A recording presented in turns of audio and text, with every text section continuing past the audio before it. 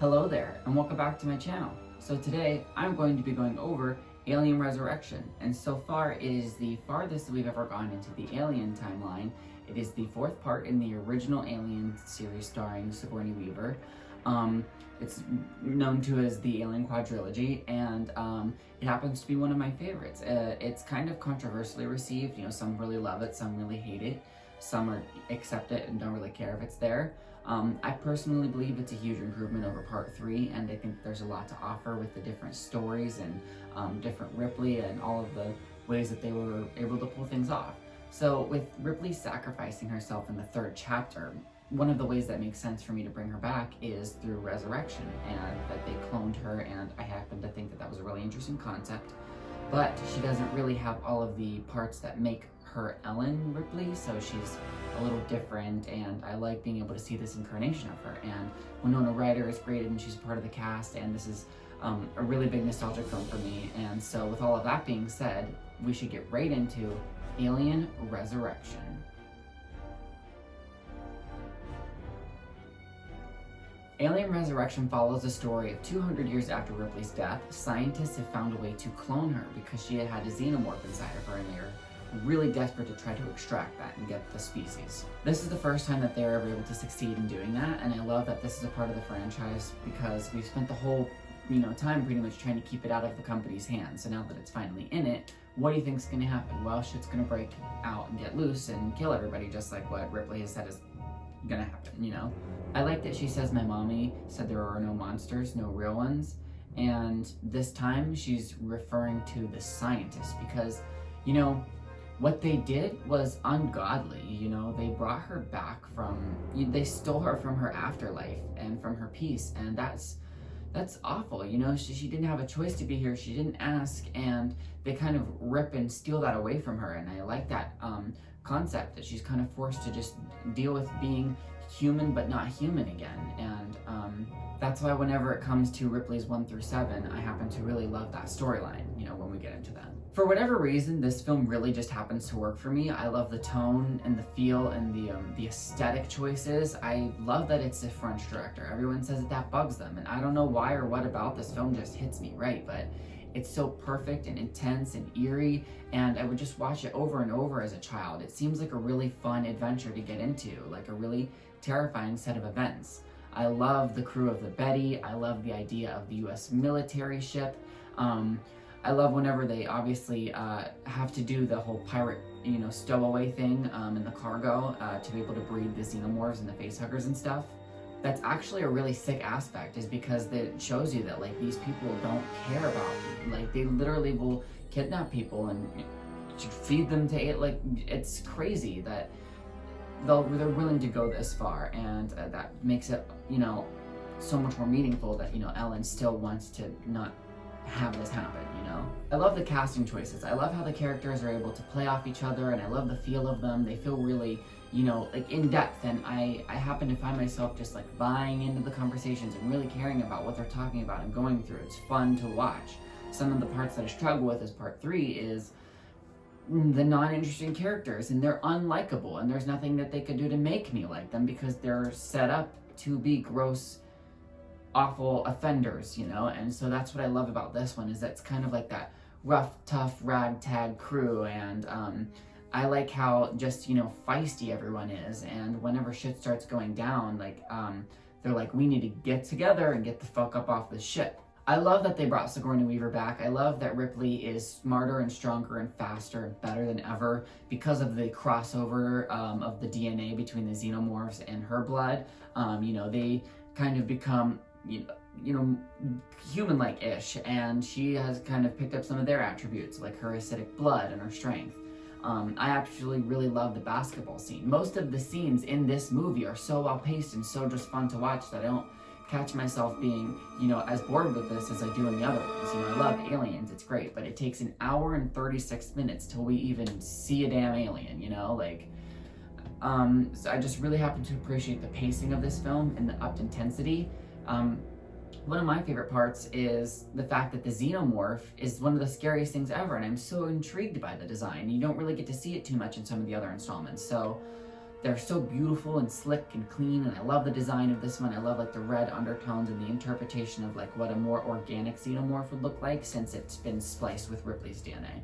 And so just like the whole sharing parts of that is fun concept, because you know, whenever she's fighting in that cafeteria scene, she's just proven that she's got like all of these reflex, and she's like anticipating what people are going to do first, and it shows that Ripley herself is a core survivor, and the aliens are survivors. So whenever you mix them, and that's what I love, is that it's like, it's Ripley, but it's not. You know, Ripley's still dead, but this is, you know, this is versions of her. There's parts that are there and then not, you know, like whenever she's trying to learn about, you know, the world and stuff, and that little card comes up of Newt, you know, and it triggers her memories. She has all of these like PTSD feelings, and that's kind of what drives Ripley 8 into being more human than Xenomorph, and identifying with kind of Call, who's Winona Ryder's character, because she is in the same boat as not really human. You know, she is an android called an Auton, and they're robots made by robots, and I love that because she's able to think and feel and have her own will, and she's like the first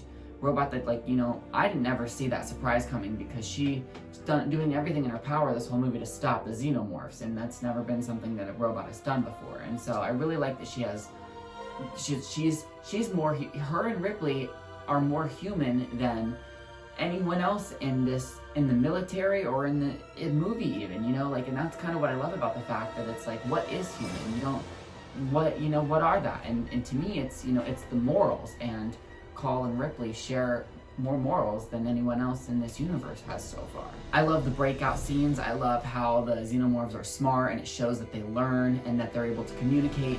They, you know, they come up with a plan, and they do all of these things to try to like break out and wreak havoc. And I just fucking love how carnage just reigns through this movie. The kills in this movie have got to be the best in the franchise. I mean, the practical effects are amazing. The miniature scaled sets, the blood, the gore. Like there's so much death going on. You know, maybe this is not some people's alien film, but it happens to be mine. I love this amped up taste and this, you know, horrific feel. That's what I feel that I love about this franchise, is that each installment was like, what if it just kept getting a little bit more terrifying, you know? One of my favorite scenes is the underwater scene in the kitchen. It's beautifully shot. I love the concept of the swimming Xenomorph. We got a little bit of that in Aliens, but it's just so downright terrifying here. And it's like a trapped, overwhelming feeling, and then you can't breathe, and they end up being ambushed by the facehuggers. That's so intense. That's, like I keep saying, this movie's got so many moments in it that just hit so well with me. I really don't care if anyone else doesn't like it, because I do, and I have my whole life. I put it in for the first time ever, experienced it, and it blew my fucking mind, and I've loved it ever since. So I am a person out here in the world that understands it. So I think that that's awesome. It's kind of like there's a movie that's tailored personally for me. Like, it's kind of like someone wrote this movie with the intention, knowing that someone someday would love it just as much as I would. The score of this movie is one of my favorite things. It haunts me, and it's so just like engaging and eerie. It keeps the tone of the movie like flowing really very well. It's got this like anxiety-ridden, saddened kind of like feel, and it keeps the tension really, really nice, and especially whenever it's like swelling with intensity and it's like scary and the strings are up. I love that too. I catch myself humming this alien theme more than any of the other ones. This and Aliens. So they pretty much spent the whole movie trying to get off of the ship because it's on autopilot back to Earth, and the last thing they want is for the Xenomorphs to get to Earth. So Call reroutes the ship into a new destination and speeds up the velocity, so they have less time to get out of there, which heightens up the stakes. And also they're going to crash the ship so that there's no more Xenomorphs and they don't reach Earth. On their way to the Betty, though, Ripley ends up getting stolen by the alien, and that's another one of my favorite scenes, on top of the score playing, and it's so emotional, and there's just flashes of her being carried by the Xenomorph, and it's crazy to me. They've been in this weird connection, in this weird cycle, you know, for hundreds of years. And Ripley is the alien is the Ripley, and they just, you can't have one without the other. And that's why I really want another Alien movie, is because it's like, how do you have one without the other? So seeing her getting taken back to the nest is such an interesting concept, because it just shows like the animalistic instinct of these creatures. They hide away and stow away, and they make a nest and a hive, you know, and they're really instinctual on their survival. I love the queen and how creepy it is when Brad Dourif is like cocooned to the wall, and he's talking about how he's been observing what's going on with her, and he's like, because of the genetic crossover, after the first set of eggs, she switched her birthing system over and is now giving birth for Ripley. And that's one of the most disturbing scenes, is this hybrid alien newborn coming out of the queen and like not identifying with it and just like killing it right in front of all of them. It shows the power of that, because the whole franchise has set up the queen to be one of the, you know, most menacing versions of a xenomorph.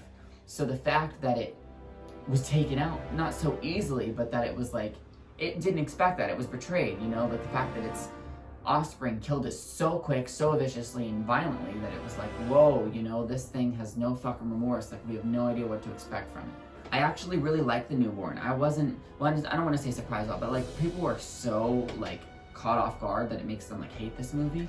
I don't. It felt like a natural evolution. I felt like this movie is great. The concept of an alien human hybrid thing, and just the way that they do the skin, and it's, you know, really like looks wet and real. It's terrifying, and the eyes on it are almost a little bit adorable, because it looks at you with this face like it's like it wants to be sweet, but then it wants to kill and eat you, and it's goddamn awful and terrifying. Anyway, so if there's anything we've learned about anything in this entire franchise, I'm pretty sure every installment has got this. 1, 2, and 3, yep. There's a stowaway. There's always a stowaway. So whenever she gets out of the hive and she's on the Betty, sidebar, one of my favorite, there's so many favorite lines I have in this, whenever she's talking about like, do you want another souvenir? Or who do I have to fuck to get off this boat? Or whenever he's talking about like, I heard you dealt with these things before. How'd you do it? She's like, I died. Like, and whenever she comes back onto the Betty and the other guy's like, I thought you were dead. And she's like, yeah, I get that a lot. Just flying this ship, and like, this piece of shit is even older than I am. I just have a lot of fun with this film. It's like fan service to me. It's like every moment was catered to my perfect will, and I love it. And whenever that newborn is on the ship and it's now attacking Winona Ryder, it's terrifying. Even though we had the revelation earlier that she was an android, that doesn't mean that she is completely safe. I mean, look what happened to Bishop, and you know, so we're nervous and scared for her, because that newborn has been wrecking shit up more viciously than anything else has so far. Whenever Ripley has to like put it down and suck it out the window and like manipulate it into trying to kill it, you know, it's really very sad. And there are some shots in there where you can see Ripley's face, and she's terrified of it. She's scared of the damn thing, but because she shares DNA with all of the clones, that's an emotional aspect that is plaguing her, whether she wants to feel it or not. Like whenever we get that scene when she goes in and she finds Ripley's 1 through 7, you know, that's awful. Those are all dead hers, you know. It's the same DNA in those tubes that is her. To know that that is another version of her that could have been living and conscious and was at one point, and all of the different mutations, they looked like they were in pain and they were in suffering, and it was just awful. And then finding that one alive and having her, like, you know, mercy kill it, it's killing herself in a way, but it's so emotional and it's so awful, and it just really, I think, is a perfect scene and really making you identify with Ripley, because she's odd in this installment, but they really just give you that backstory and that emotional weight, and it's traumatizing. It's fucking awful. It's sickening to my stomach and to my core to be mutated like that and fucked with like that and messed with, and like I said, it's ungodly. It's an abomination. They stole her from the afterlife. That's never been heard of. It's so not right, and it's just an awful set of events to go through. And so I feel really bad for her whenever that emotional side of trying to get rid of all of the Xenomorphs is happening. But we end up being on planet Earth for the first time, and it's the first time we get Ripley seeing this character there. And they're talking about, like, you know, I'm a stranger here myself, but, you know, we could get pretty lost if we wanted to. in my mind, her and Winona Ryder go off and live a whole life, and it's fucking awesome. But I love that that's just a little bit of an eerie ending, but it's eerie in the sense that it's good and it's still resolution. It ends in a way that feels comforting for me. You know, we watched Ripley battle this fucking horrific monster for years and years and years, and it ruined her life countless times, and it took her life, actually, at one point. And the fact that we finally get to see her on Earth, even though this isn't where she wanted to be, she gets a chance to be in the sun again, at least, and hopefully has earned her peace for real. So that was my review of Alien Resurrection. Like I said, one of my favorites. I absolutely love this movie. I could just keep talking on and on about it. Every scene is fucking great. I don't get the hate around it. It doesn't matter because I don't need to. Every time I have something that it's like a Star Wars movie I like, or an Alien movie or whatever, people are like, "That's awful, mine's the better opinion, debate me." And I'm like, I don't fucking want to debate. I don't need to be sure to check out some of my other videos because I've done a bunch of different genres and I plan to do more. But before I go, I'm gonna go over my Alien Quadrilogy box sets. Now I haven't really talked about this one yet, but this was like one of the first Blu-ray ones I ever got, and it's very, very basic. It was really cheap, and it just literally contains the 4 first movies. And they've got very, very basic black discs and just titles on them. Which is why in my Alien Anthology box set, which is all of the same movies, but on here, they have different discs, which are so pretty and so nice, and they have a different Xenomorph on them. And there's also the 2 bonus discs. So here we are, the Alien Resurrection page, and it's got a red aesthetic, and I absolutely love it. I feel like every film in this book is, you know, tailored to the perfect artwork and stuff. Alien Resurrection, witness the resurrection. I actually really love all of the picture collages here because it makes it so beautiful and eerie, and it's like a perfect summary of the film. I love the little chest burster here, the baby Xenomorph. And then here you can see the Ripley Xenomorph on this disc here, and I absolutely love that. This is the page after Resurrection, and it's the beautiful artwork still. Every movie in this book does come with like an artwork page, and I love that it's the underwater scene because, you know, I talked about how I love that. Actually, this right here is one of my favorite possessions that I've ever owned in my life. So I never knew there was a 4th one for a long time. I thought it was just the Alien trilogy, and when she died at the end of the 3rd one, how could I ever think there was a 4th one? So when I heard that there was a quadrilogy, quad for 4 and tri for 3, you know, trilogy, quadrilogy, 4 instead of 4, I freaked out and I ended up getting this box set, and it was so beautiful, and I'd never seen the 4th one before.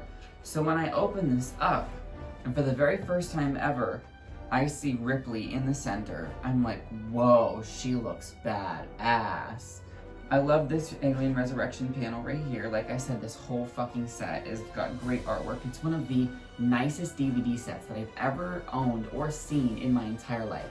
I've never seen any franchise go this hard on artwork and detail and just making such a beautifully crafted DVD set. Like, everything is like literally so beautiful and detailed. It's like perfect collages. Here's the other Alien Resurrection panel. And then here's a 3rd Alien Resurrection panel. I happen to fucking love this box set because most of the panels are of the 4th one. And, you know, I love that because it's like it couldn't be a quadrilogy without the 4th one. I know that's stupid, but whatever. And then here is Disc 7 and Disc 8 for Alien Resurrection. Disc 7 has Winona Ryder and it's the movies, and Disc 8 has the bonus features for that. And then behind each of the discs is artwork itself as well. So yes, those are my box sets. I absolutely love them. I'm gonna dive into them a little bit deeper because there's booklets in there and different DVD features and some other things. So maybe I'll make a video just diving into like the little anthology book sets and stuff. But yeah, thank you so much again for watching, and be sure to stick around for whenever I post something new. See ya. Bye.